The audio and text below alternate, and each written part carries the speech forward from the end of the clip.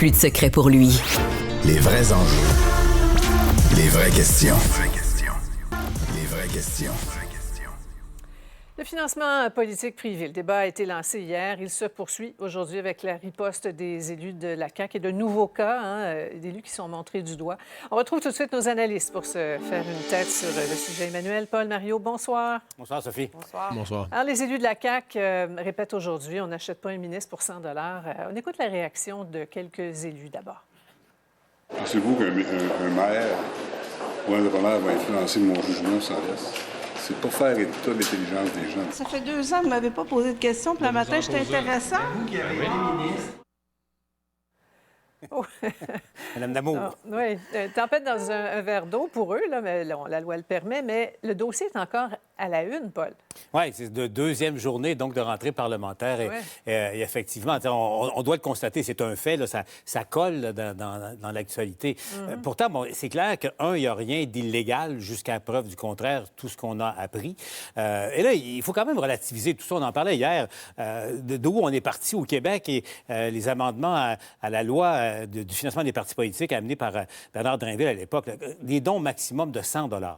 Et là, ce qui pose problème, c'est que la façon que ça a été présenté, je pense que c'est beaucoup une question de perception, c'est clair.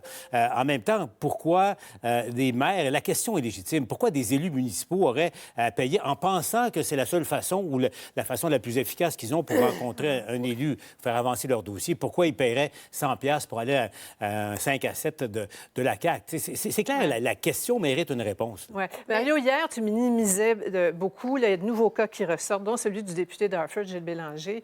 Et là, on entend le maire Potton qui écrit, en fait, j'ai jamais pu parler à un ministre dans le temps, mais là, il y a moyen, le moyennant un achat de billets.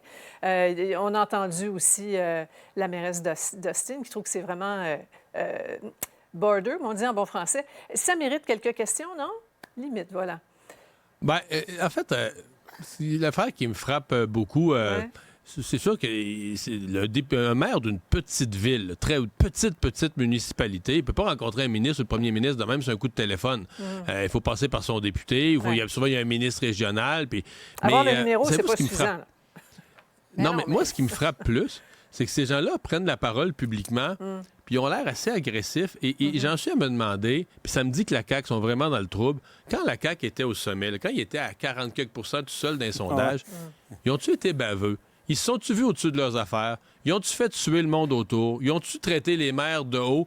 Moi, c'est la question que je me pose, parce que j'ai l'impression là, d'entendre la réaction. C'est rare que des maires partent après le gouvernement de même, puis salissent le gouvernement. Oui, non, mais c'est aussi d'une agressivité que la CAQ a générée à son endroit en étant trop baveux. Si c'est ça, ils sont dans le trouble. Oui, oui, parce que l'impression qu'on a, c'est que là, chaque maire qui a une crotte sur le cœur va finir par sortir sur la place. C'est ça.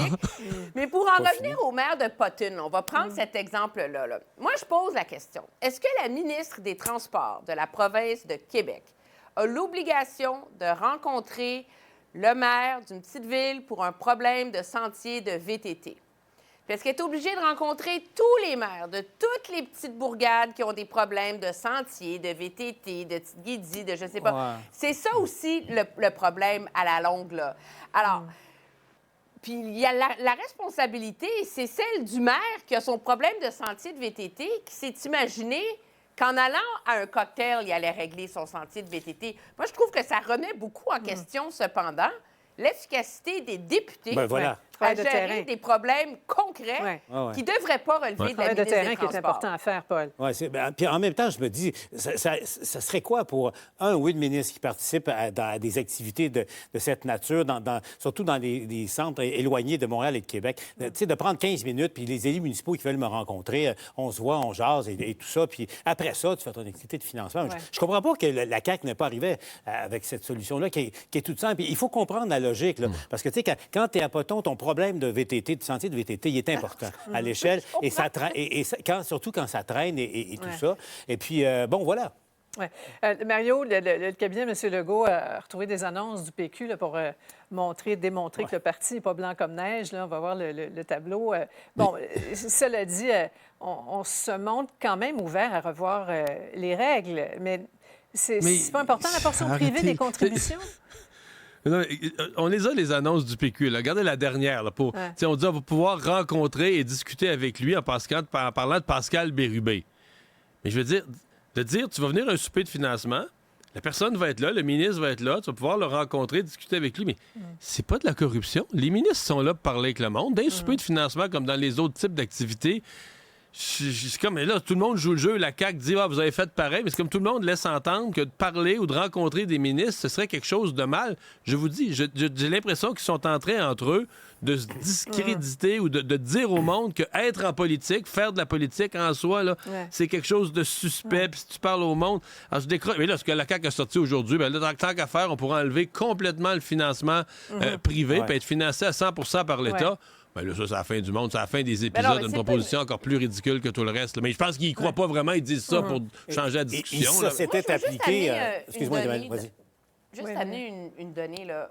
Au fédéral, là, il y a déjà eu cette idée du financement des mêmes subventions qu'il y a à Québec, puis le gouvernement Harper l'avait aboli. Ouais. Les chiffres viennent de sortir pour l'an dernier. Le Parti conservateur a amassé 35 millions de dollars de 220 000 donateurs. Savez-vous c'est quoi le don moyen au fédéral?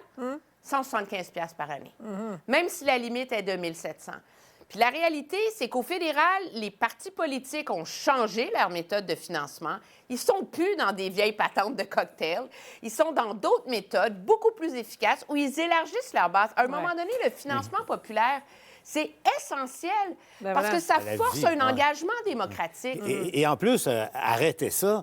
Je pose la question, comment voulez-vous qu'un nouveau parti politique se crée Impossible. Et s'organise? Si cette idée-là s'était appliquée, la CAQ n'existerait pas. Ouais. En tout cas, il faut très clairement que le gouvernement reprenne le contrôle, en tout cas, de l'agenda. On parlait d'Ottawa. Parlons d'immigration, des moyens pour gérer la demande en logement qui explose. Là, Ottawa qui avait promis une aide là, substantielle à Québec. Finalement, Marc Miller donne 4 fois moins. On a vu la réaction, Paul, à ton émission tout à l'heure de Mme Fréchette, qui dit que c'est un bon début. Oui, parce que le reste va suivre, on a compris. Ça couvre le coût de l'habitation pour les demandeurs d'asile et là, vont suivre les compensations pour la santé. Donc, honnêtement, je m'attendais, parce que c'est plus de 4 fois moins que ce que le Québec demandait. Je m'attendais à ce que Québec soit vraiment hérissé de ça, mais pas du tout. Ils ont l'air à avoir reçu l'information que le reste va suivre au cours des prochaines semaines. Mario, un dernier mot? Tant mieux si le reste va suivre. Faut penser que ce sont des dépenses réelles. Là. Le Québec, on accueille des... On pose pas de questions. Quand on accueille des demandeurs des réfugiés, le potentiel, des demandeurs du statut de réfugié, le jour 1, on les héberge le premier soir à l'hôtel. S'il y a des enfants, on s'assure qu'ils peuvent être scolarisés, qu'ils vont aller à l'école. S'il y a des gens malades, on les soigne. Les gens sont traités humainement, mais tout ça n'est pas gratuit. Et puis quand le Québec reçoit plus que sa part, c'est les écoles du Québec, c'est les hôpitaux du Québec, c'est le programme d'aide sociale du Québec pour l'aide de dernier recours. Au début, ils n'ont même pas le droit de travailler. Le temps qu'ils n'ont pas leur papier, ils n'ont même pas le droit de travailler.